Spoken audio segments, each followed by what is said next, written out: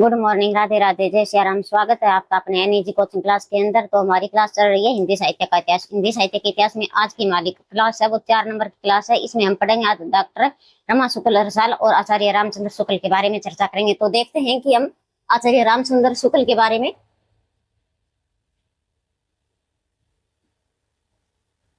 आचार्य रामचंद्र शुक्ल,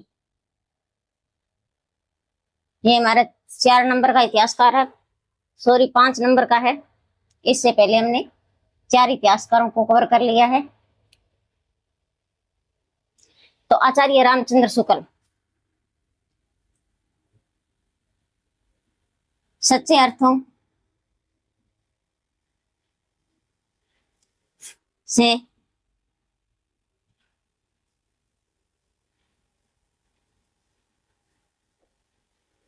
पूर्ण वैज्ञानिकता के साथ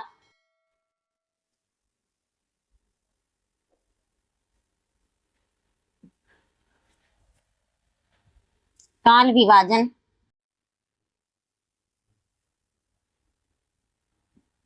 को परंपरागत रूप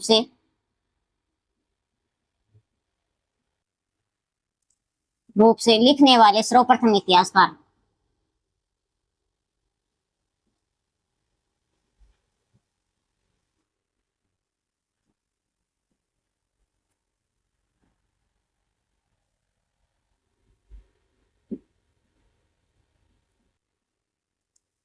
कौन है? आचार्य रामचंद्र शुक्ल।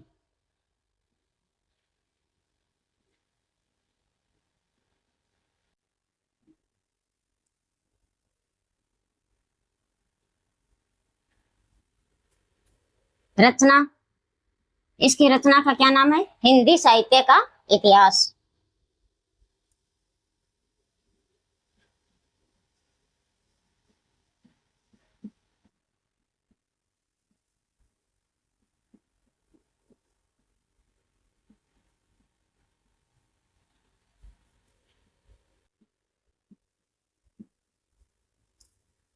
प्रकाशन 1929 ईस्वी में।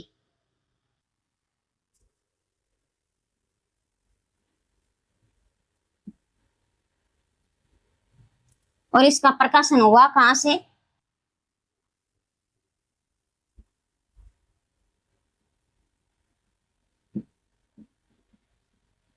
नागरिक प्रचारणी सभा काशी।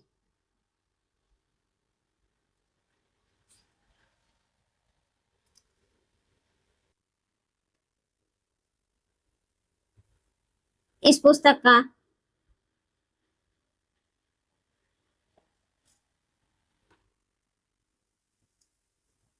नागरिक प्रचारणी सभा काशी ने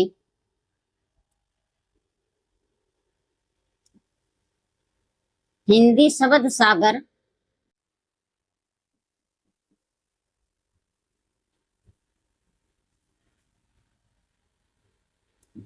की भूमिका के रूप में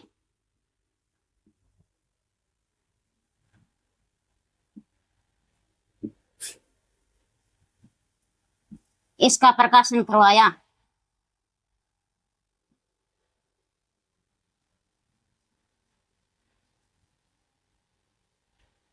और इस वर्ष के अंत में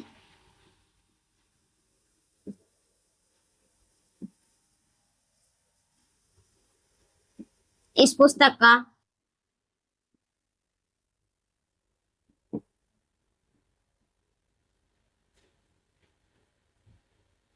स्वतंत्र रूप से प्रकाशित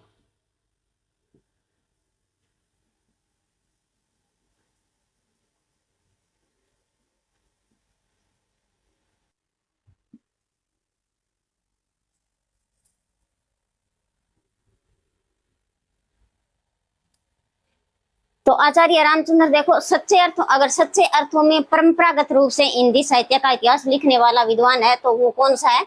आचार्य रामचंद्र शुक्ल है। उन्होंने क्या है? सच्चे अर्थों में एक तो उन्होंने सच्चे अर्थों में, या फिर दूसरी बात है कि उन्होंने परंपरागत रूप से, सच्चे अर्थों में परंपरागत रूप से लिखने वाला इतिहासकार कौन है? आचार्य रामचंद्र शुक्ल। और इसकी रचना का क्या नाम है? हिंदी साहित्य का इतिहास, हिंदी साहित्य का इतिहास। और रचना काल 1929 ईस्वी में। और इसका प्रकाशन कहां से करवाया गया? तो प्रकाशन हुआ है उसका नागरिक प्रचारणी सभा काशी के माध्यम से इस पुस्तक का प्रकाशन करवाया गया है। तो इस पुस्तक को किस ग्रंथ के माध्यम से इसका प्रकाशन हुआ है? तो वो है हिंदी शब्द सागर, यानी हिंदी शब्द सागर के माध्यम, हिंदी शब्द सागर की जो भूमिका है इसके माध्यम से ही इस रचना का प्रकाशन है वो काशी नागरिक प्रचारणी काशी सभा के द्वारा 1929 में एक स्वतंत्र पुस्तक के रूप में इसका प्रकाशन करवाया गया है। तो आपको ध्यान रखना है कि पूछा जा सकता है प्रश्न की नागरिक प्रचारणी सभा काशी ने हिंदी साहित्य का इतिहास का प्रकाशन कहां से करवाया? तो हमारा आंसर रहेगा हिंदी शब्द सागर की भूमिका के माध्यम से काशी नागरिक प्रचारणी सभा से इसका प्रकाशन करवाया गया है। और सच्चे अर्थों में अगर परंपरागत रूप से पूछा जाता है तुम्हारा आंसर रहेगा आचार्य रामचंद्र शुक्ल। अगर प्रश्न ऐसे आ जाए कि सच्चे अर्थों में हिंदी साहित्य का सर्वप्रथम इतिहास लिखने वाले विद्वान कौन है? तो वो कौन सा विद्वान होगा? George Abraham Grierson. तो एक बार आप स्क्रीनशॉट ले सकते हो।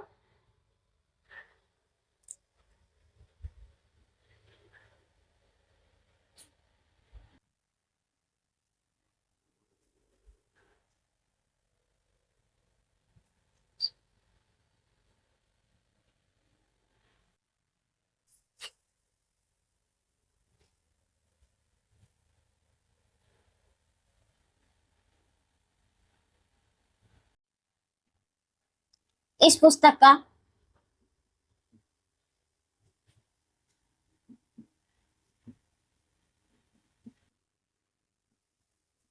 संशोधन व परिवर्तित संस्करण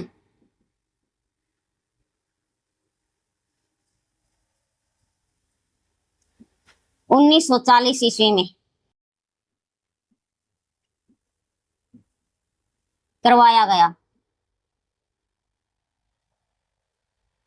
परिवर्तित दूसरा संस्करण है ये इसका।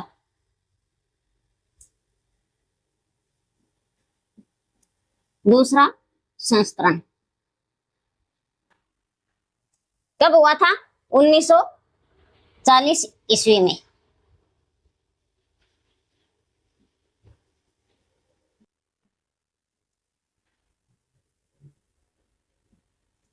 इस ग्रंथ को लिखने में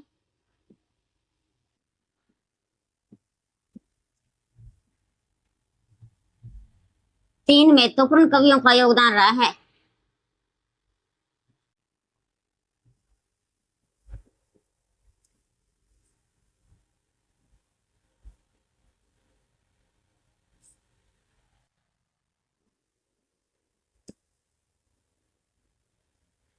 तो कौन कौन से वे लेखक हैं जिन्होंने इस पुस्तक को लिखने में सहयोग किया था? आचार्य रामचंद्र शुक्ल,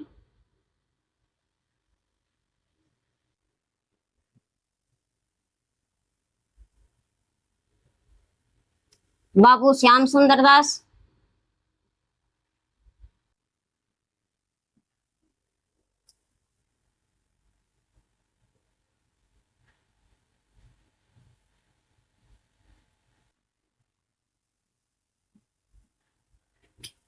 और रामचंद्र वर्मा।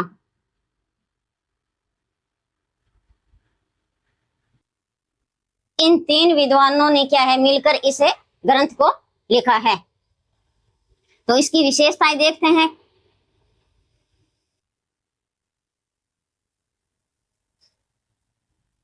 इस रचना में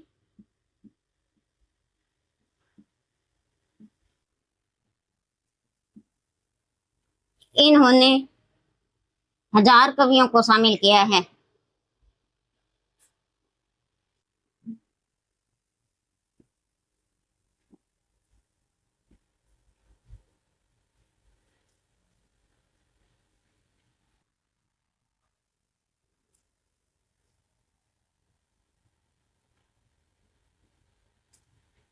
इस ग्रंथ को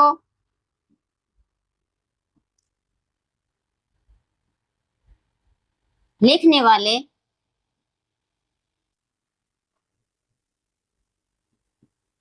विशेष कवियों को शामिल किया गया है।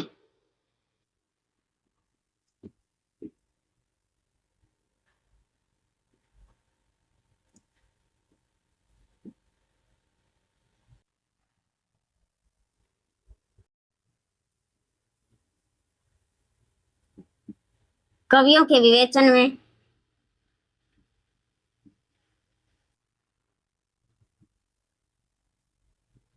समालोचनात्मक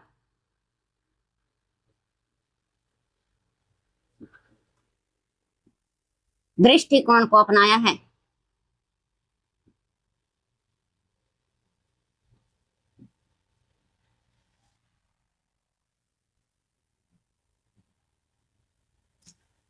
इस रचना के लेखन कार्य में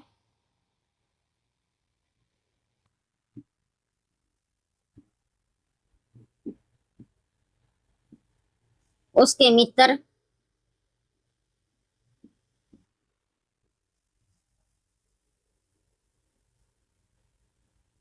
केदारनाथ सिंह का भी महत्वपूर्ण योगदान माना जाता है।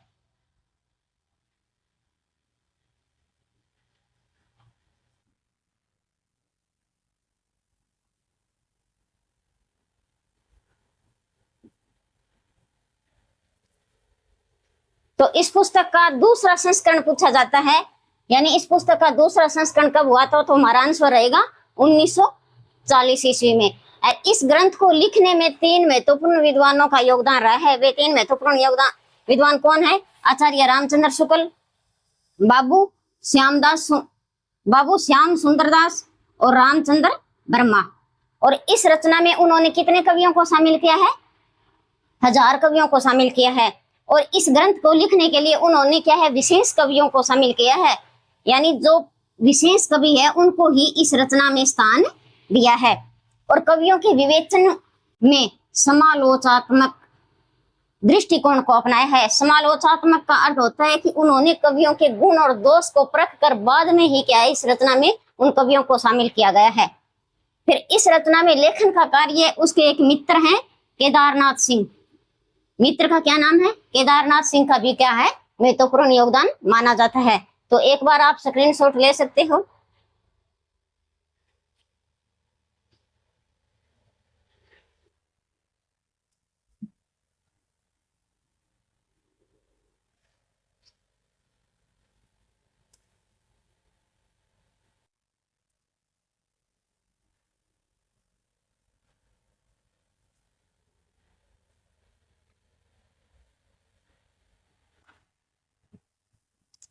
काल विभाजन।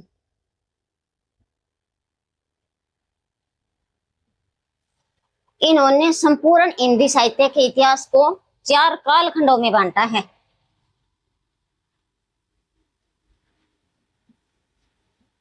इन्होंने संपूर्ण हिंदी साहित्य को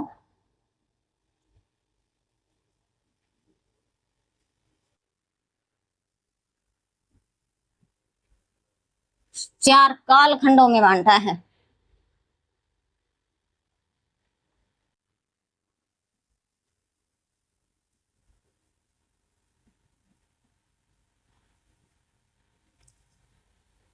तो नंबर 1 आएगा वीरकाल। वीरकाल को उन्होंने आदिकाल नाम दिया है। आदिकाल कह दो जी, आदिकाल को वीरकाल कह दो या वीरकाल को आदिकाल। तो इसकी सीमा रखी है उसने, समय सीमा 1000 विक्रम संवत से 1375 विक्रम संवत। दूसरा है पूर्व मध्यकाल।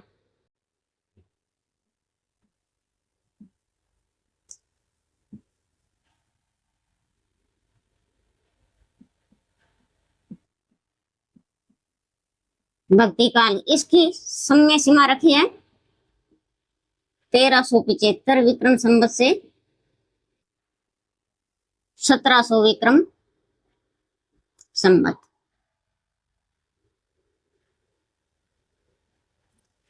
उत्तर मध्य काल,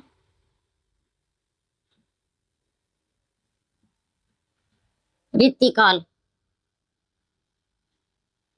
समय सीमा कितनी रखी है 1700 विक्रम संवत से 1900 विक्रमी संवत। चौथा काल आता है गद्य काल।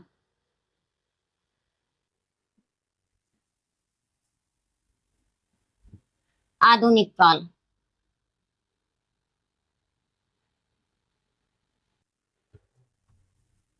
उन्नीस सौ विक्रम संवत से 1984 विक्रम संवत। तो उन्होंने काल विभाजन किया है, कितने खंडों में उनका काल विभाजन हुआ है 4 खंडों में हुआ है। तो पहला है तो है वीर काल, यानी उन्होंने आदि काल को क्या नाम दिया है वीर काल दिया है। तो इसकी समय सीमा क्या रखी है 1000 विक्रम संवत से 1375 विक्रम संवत। यहाँ से प्रश्न बन सकता है कि आचार्य रामचंद्र शुक्ल का समय के अनुसार बताओ कौन कौन से काल का किस समय माना है। तो आपको यहाँ से ध्यान रखना है कि कौन सा समय किस काल का रहा है। पूर्व मध्य काल, यानी पूर्व मध्य काल किसको कहा है भक्ति काल को। और इसकी समय सीमा क्या रखी है उन्होंने 1375 विक्रम संवत से 1700 विक्रमी संवत। फिर उत्तर मध्य काल, उत्तर मध्य काल को उन्होंने रीति काल नाम दिया है। तो इसकी सीमा मानी जाती है 1700 विक्रम संवत से 1900 विक्रम संवत। फिर गद्य काल आता है, गद्य काल को उन्होंने आधुनिक काल, यानी आधुनिक काल को क्या नाम दिया है गद्य काल दिया है। तो इसकी सीमा में क्या है 1900 विक्रम संवत से लेकर 1984 विक्रम संवत। फिर उन्होंने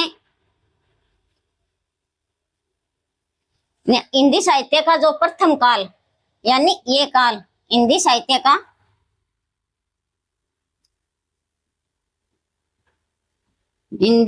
का प्रथम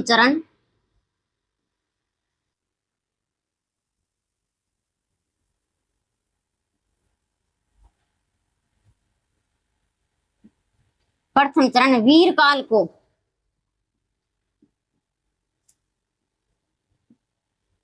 दो उपभागों में बांटा है।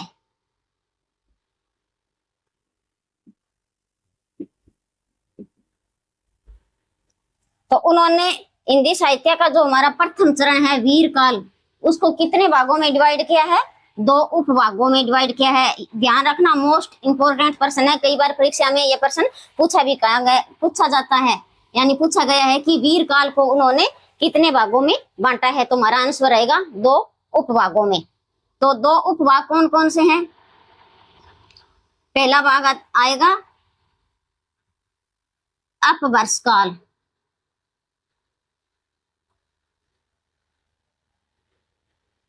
या प्राकृतभाष हिंदी काव्य।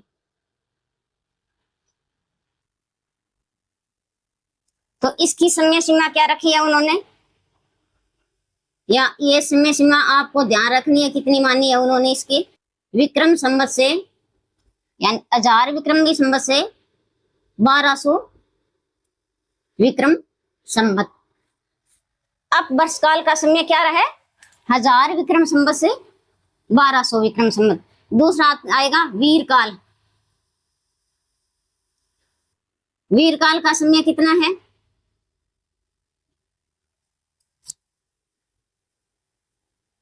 1200 विक्रम संवत से 1375 विक्रमी संवत। मोस्ट इंपोर्टेंट पर्सन है ये,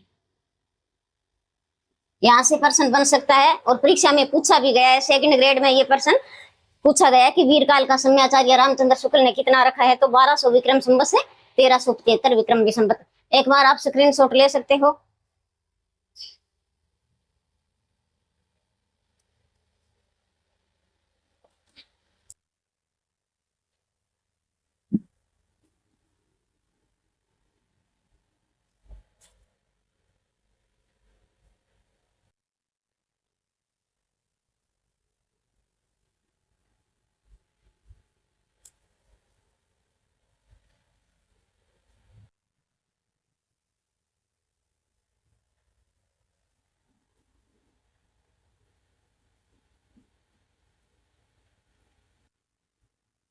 हिंदी साहित्य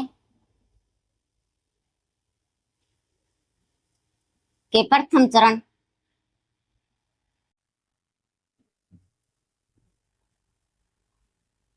वीर काल में इन्होंने 12 ग्रंथों को शामिल किया है।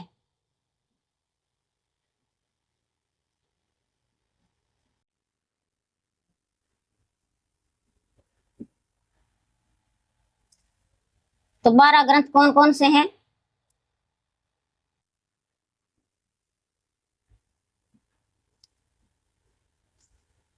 पृथ्वीराज रासो,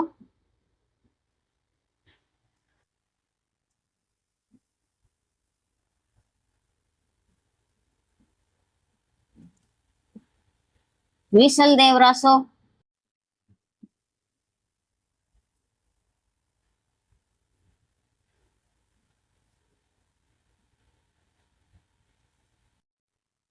परमार रासो,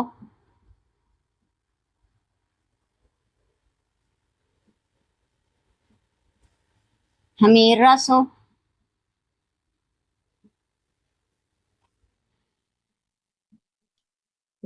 खुमान रासो,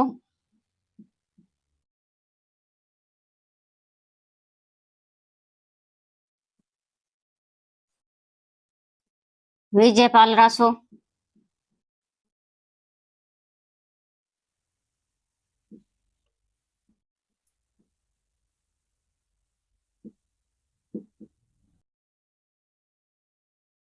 कृति लता,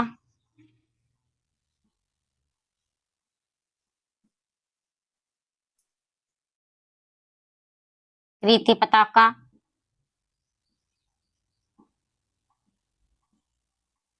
पदावली,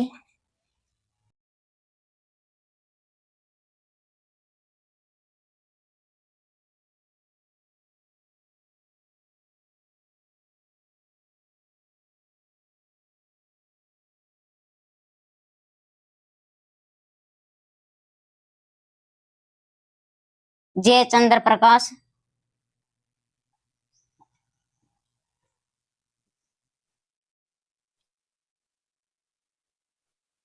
और जय मयंक, जस चंद्रिका।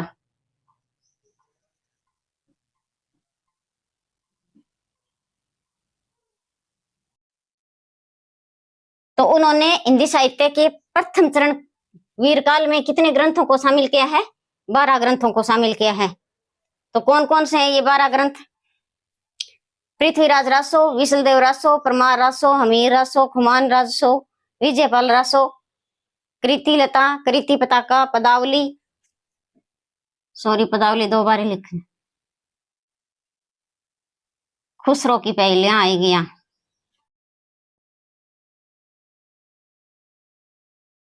खुसरो की पहेलियां, और जय चंद्र प्रकाश, जय मयंक, जस चंद्रिका। तो पृथ्वीराज रासो है, इसका लेखक कौन है? चंदवरदाई। विशलदेव रासो, नरपति नालय। परमार रासो, जगनिक। हमीर रासो, सारंगधर। खुमान रासो, दलपत विजय। विजयपाल रासो, नल सिंह भट्ट।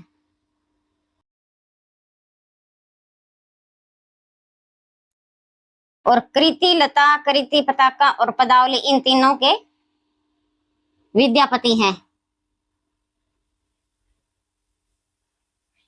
और खुसरो की पहेलियां अमीर खुसरो की।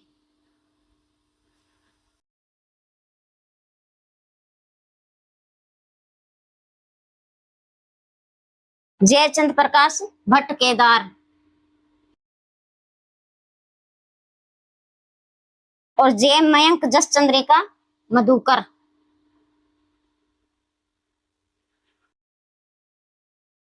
ये जो 12 रचनाएं हैं उन्होंने वीरकाल में शामिल की है। ध्यान रखना, ये रचना भी कई बार पूछी जाती है कि वीर काल में कौन सी रचना शामिल नहीं है। तो ये 12 रचनाएं हैं, वेरी वेरी इंपॉर्टेंट है। इन 12 रचनाओं को आप याद रखना। ऐसे भी पूछा जा सकता है प्रश्न, परमार रासो की रचयिता कौन है? जगनिक है, जैसे अमीर रासो किसने लिखा था? सारंगधर ने। पृथ्वीराज रासो, ये प्रश्न तो बहुत बार पूछा गया है, चंद्रवरदाई। और कृति लता व कृति पताका पदावली, ये भी प्रश्न बहुत बार परीक्षा में पूछा गया है। तो इनके कौन है? विद्यापति। तो एक बार आप स्क्रीनशॉट ले सकते हो। और एक ये रचना, आप इसे एक कीवर्ड को पकड़ लेना, यहाँ कंफ्यूज होते हैं, जयचंद्र प्रकाश और जयमंक जस चंद्रिका। तो यहाँ मैं है, तो मैं भी क्या है? मधुकर में मैं है। यहाँ ये कीवर्ड पकड़ लो और ये आपका कभी भी गलत नहीं होगा।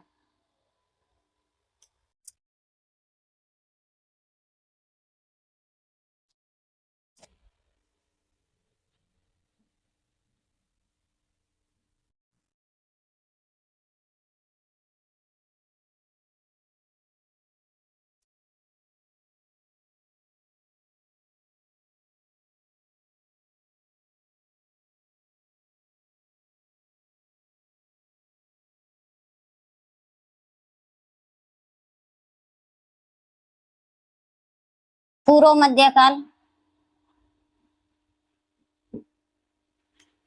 भक्ति काल को भी इन्होंने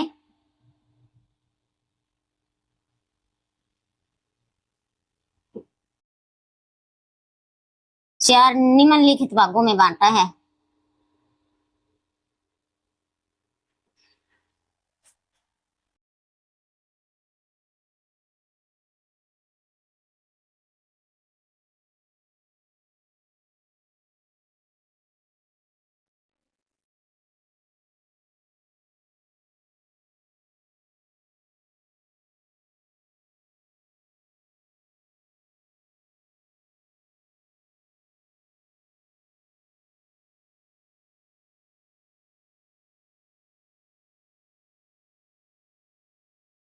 निर्गुण भक्ति काव्य,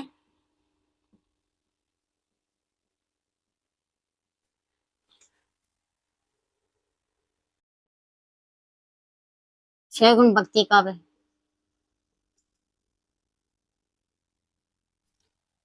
और फिर क्या है? निर्गुण भक्ति काव्य, इसको भी उन्होंने दो भागों में डिवाइड किया है।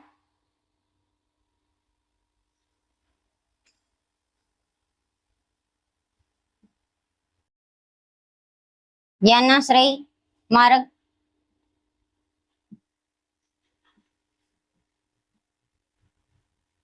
प्रेमाश्रय मार्ग।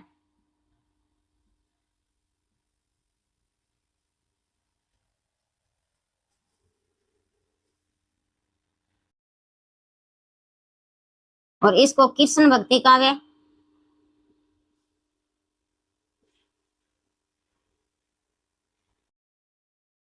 और राम भक्ति काव्य।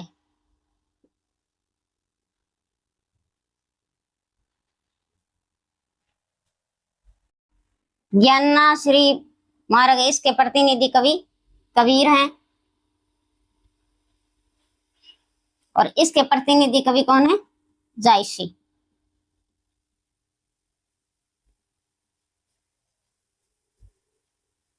इसके प्रतिनिधि कवि हैं सूरदास और इसके तुलसीदास।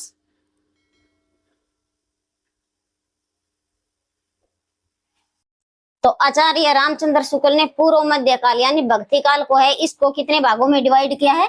4 भागों में डिवाइड किया है। पहले तो निर्गुण भक्ति काव्य है, तो ज्ञानाश्री मार्ग और प्रेमाश्री मार्ग। फिर ज्ञानाश्री में प्रतिनिधि कवि कौन है? कबीर। प्रेमाश्री में उन्होंने किसको माना है? जायसी को। फिर सगुण भक्ति काव्य आएगा, तो इसमें कृष्ण भक्ति काव्य सूरदास और राम भक्ति काव्य तुलसीदास।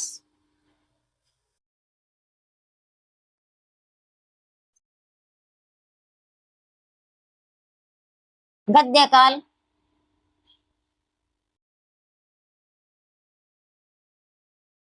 आधुनिक काल को भी इन्होंने 3 उपभागों में बांटा है।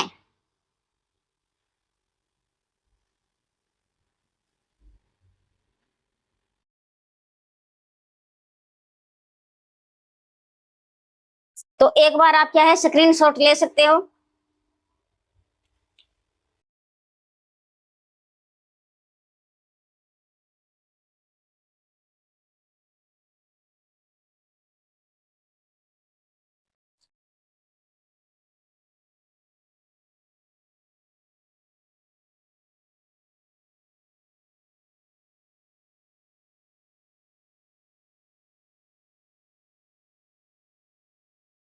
प्रथम उत्थान काल,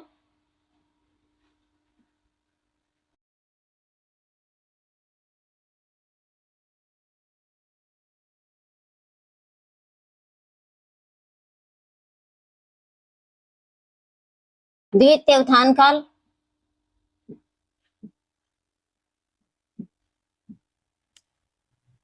तृतीय उत्थान काल।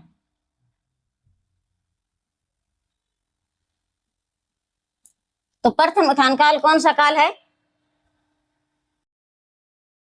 भारतेंदु काल।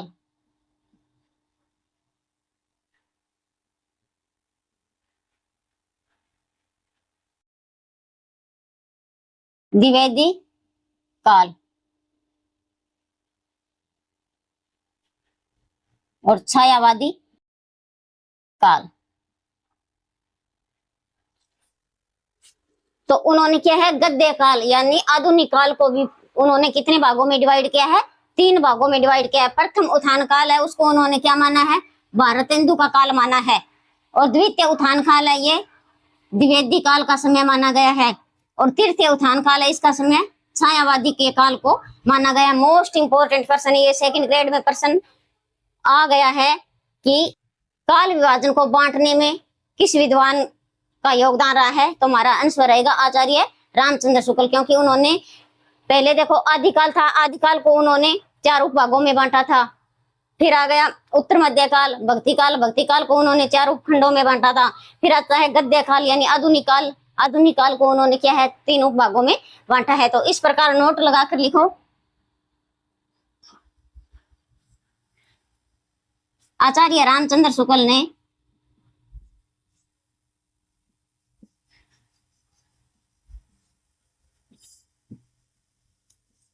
दोहरे नामकरण की पद्धति अपनाई है। दोहरे नामकरण की पद्धति अपनाई है। दोहरे नामकरण की पद्धति अपनाई है। आचार्य रामचंद्र शुक्ल ने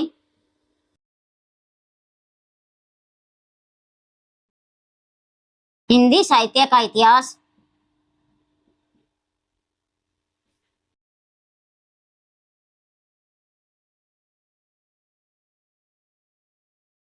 विधेयवादी पद्धति में लिखा है।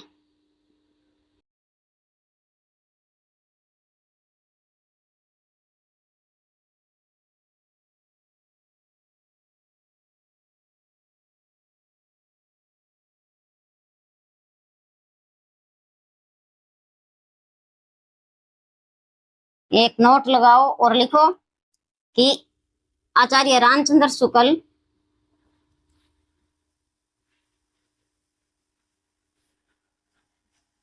शुक्ल से पूर्व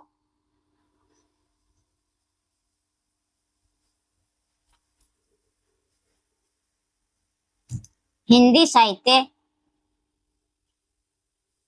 ग्रंथ शीर्षक से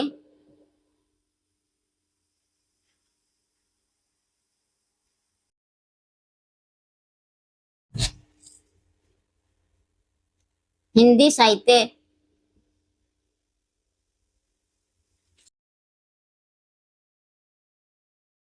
नाम से नहीं लिखा है।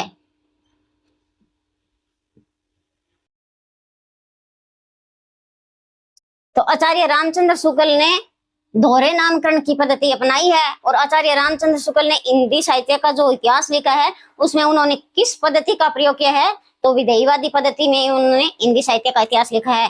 तो आचार्य रामचंद्र शुक्ल से पहले यानी हिंदी साहित्य ग्रंथ शीर्षक से हिंदी साहित्य का इतिहास है वो किसी भी इतिहासकार ने नहीं लिखा है। सर्वप्रथम शुरुआत करी है तो वो किसने करी है? आचार्य रामचंद्र शुक्ल ने, क्योंकि हिंदी साहित्य का इतिहास नाम से सर्वप्रथम 1929 में आचार्य रामचंद्र शुक्ल ने ही हिंदी साहित्य का इतिहास लिखा है। ध्यान रखना है, मोस्ट इंपोर्टेंट क्वेश्चन है कि हिंदी साहित्य के इतिहास में हिंदी साहित्य का इतिहास सर्वप्रथम किसने लिखा है? तो हमारा आंसर आएगा आचार्य रामचंद्र शुक्ल, क्योंकि इससे पहले गारसादासी है, मिश्र बंधु है, जॉर्ज अब्राहम ग्रियर्सन है, उन्होंने अलग अलग नाम से हिंदी साहित्य का इतिहास लिखा है, न कि उन्होंने हिंदी साहित्य के इतिहास के नाम से कोई रचना भी इनकी उपलब्ध नहीं है। जैसे मिश्र बंधु ने है तो मिश्र बंधु ने क्या लिखा है? मिश्र बंधु विनोद लिखा है। शिव सिंह सेंगर ने क्या लिखा है? शिव सिंह सरोज लिखा है। इस प्रकार हिंदी साहित्य का इतिहास के नाम से सर्वप्रथम लिखने वाला इतिहासकार है तो वो हमारा आचार्य रामचंद्र शुक्ल ही आएगा। एक बार आप स्क्रीनशॉट ले सकते हो।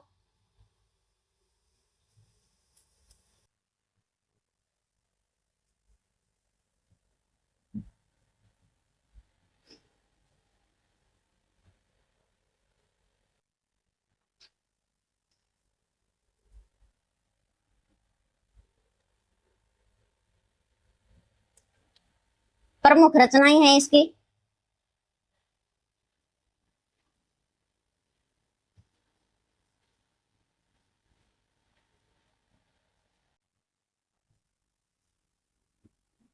रस मीमांसा,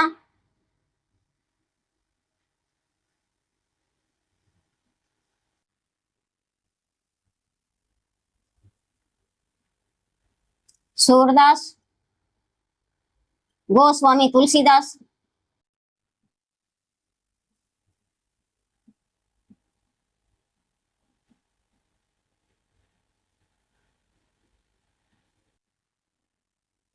चिंतामणि, निबंध संग्रह,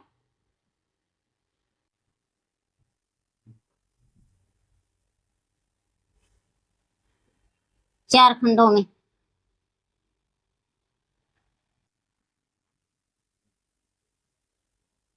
विश्व माया प्रपंच,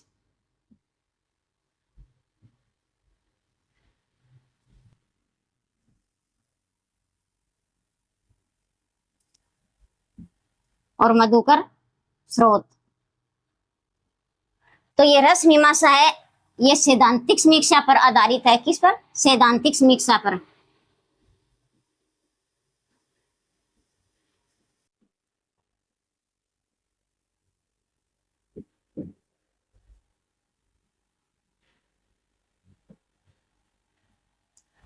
सूरदास व्यवहारिक समीक्षा पर, गोस्वामी तुलसीदास चिंतामणि, और ये विश्व माया प्रपंच है, ये दर्शन शास्त्र पर आधारित है।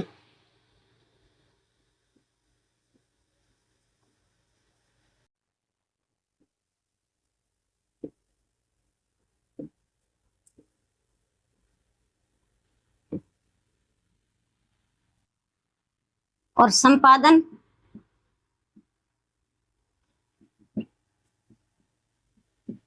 जायसी ग्रंथावली,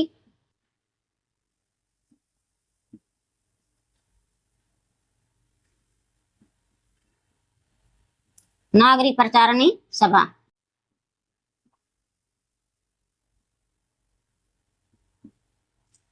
तो इनकी प्रमुख रचना है रस मीमांसा। याद कैसे लिखोगे? आचार्य रामचंद्र शुक्ल, यानी राम है तो इसमें क्या है? मैं आता है। एक ही वर्ड को पकड़ लेना, मैं, राम यानी मैं, और रस सिद्धांत है वो किसकी है? नगेंद्र की है। रस मीमांसा रामचंद्र शुक्ल की। सूरदास व्यवहारिक समीक्षा पर आधारित है। गोस्वामी तुलसीदास है। चिंतामणि निबंध संग्रह, जिसमें कितने खंड है? 4 खंड है। विश्व माया प्रपंच है, ये किस पर आधारित है? दर्शन शास्त्र समीक्षा पर आधारित है।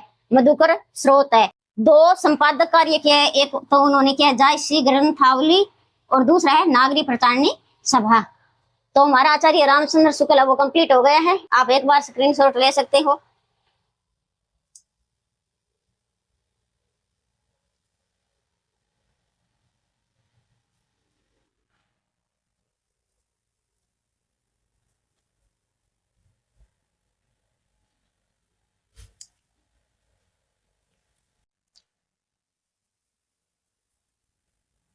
रमा शुक्ल रसाल।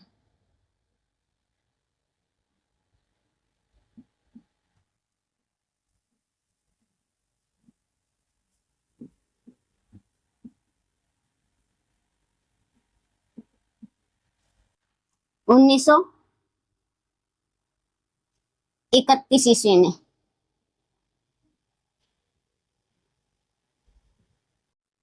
रचना है इसकी हिंदी साहित्य का इतिहास।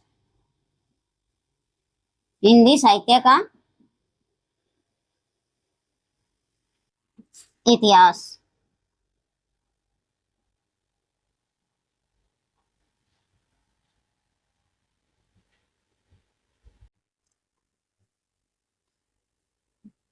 इन्होंने संपूर्ण हिंदी साहित्य को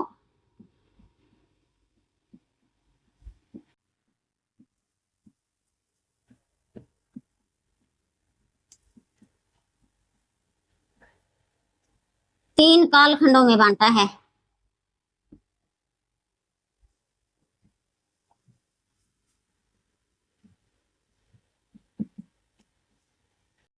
और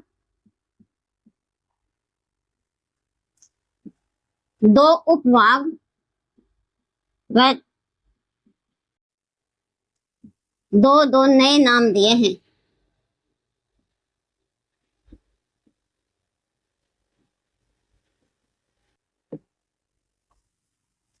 उन्होंने क्या है, प्रत्येक खंड में जो नाम दिए है उसके दो अलग नाम भी रमा शुक्ल रसाल ने दिए हैं। तो इसके देखते हैं कौन कौन से चार कालखंड है जो उन्होंने बांटा है। पहला आएगा आदिकाल। तो आदिकाल का उन्होंने नाम रखा है हिंदी साहित्य का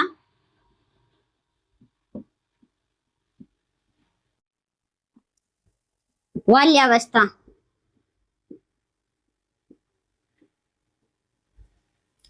और फिर आदिकाल को उन्होंने दो भागों में डिवाइड किया है,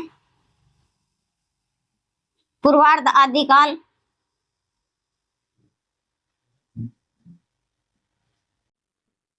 और उत्तरार्ध आदिकाल। तो इसकी समय सीमा क्या मानी है, 1000 विक्रम संवत से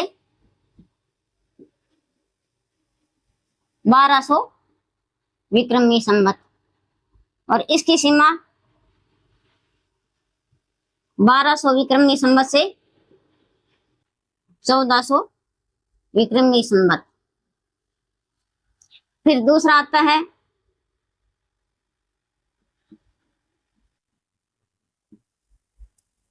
भक्ति काल। तो भक्ति काल को उन्होंने नाम दिया है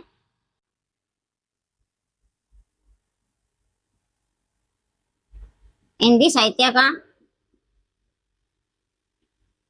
किशोरावस्था। फिर उसको दो भागों में बांटा है, पूर्व भक्ति काल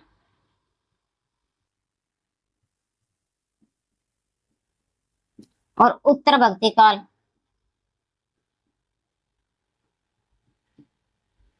इसकी सीमा रखी है 1400 विक्रम संवत से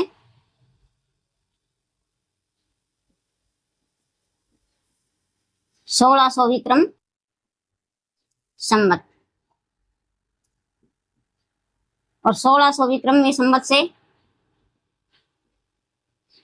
1800 विक्रमी संवत।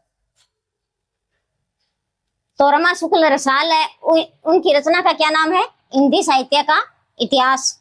और कब प्रकाशित हुई थी, 1931 ईस्वी में। उन्होंने संपूर्ण हिंदी साहित्य को देखो तीन कालखंडों में बांटा है। कितने कालखंडों में बांटा है, 3।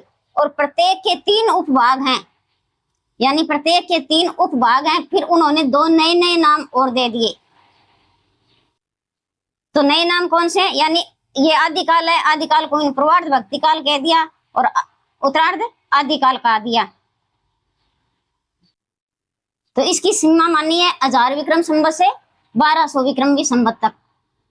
तो उत्तरार्ध भक्ति काल, सॉरी उत्तरार्ध आदिकाल है, इसका समय माना है 1200 विक्रमी संवत से 1400 विक्रमी संवत।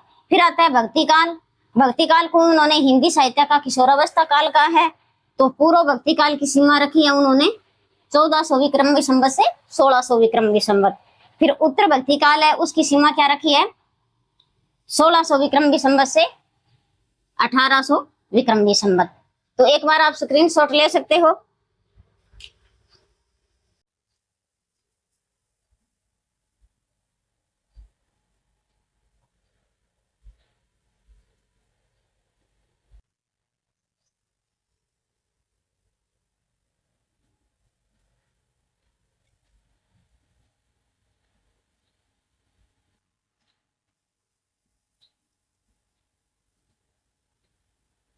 आधुनिक काल,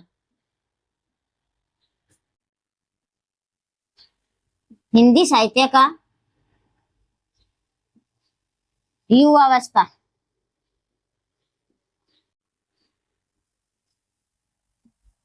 तो इसके दो भाग हैं।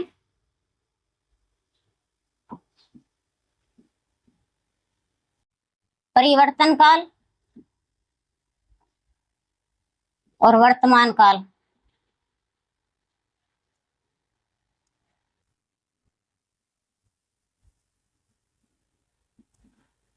तो इसकी सीमा मानी है 1800 विक्रम संवत से 1900 विक्रमी संवत, और इसकी 1900 विक्रमी संवत से अब तक।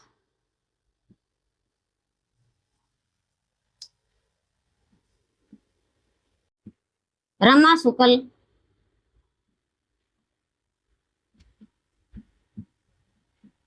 रसाल ने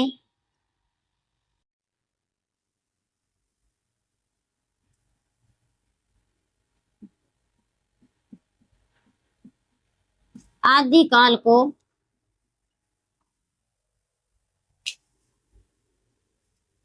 जय काव्य काल,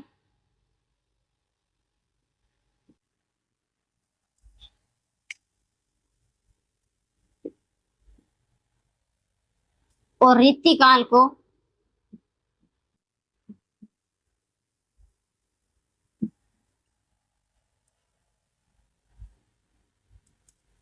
कला काल नाम दिया है।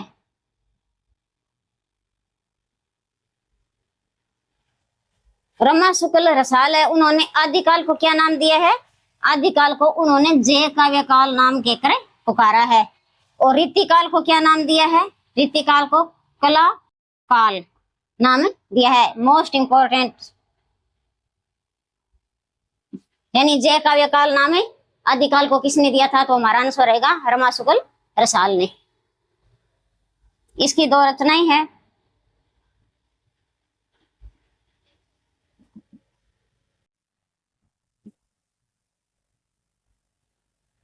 साहित्य विवेचन,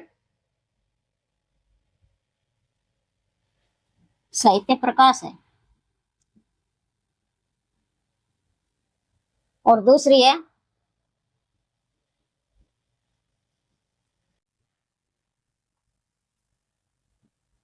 साहित्य परिचय। इन दोनों का काल है 1931 ईस्वी।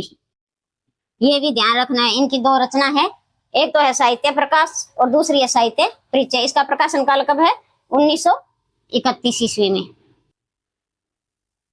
तो आज का हमारा वीडियो यहीं तक, मिलते हैं नेक्स्ट वीडियो में, तब तक के लिए धन्यवाद। जय हिंद, वंदे मातरम।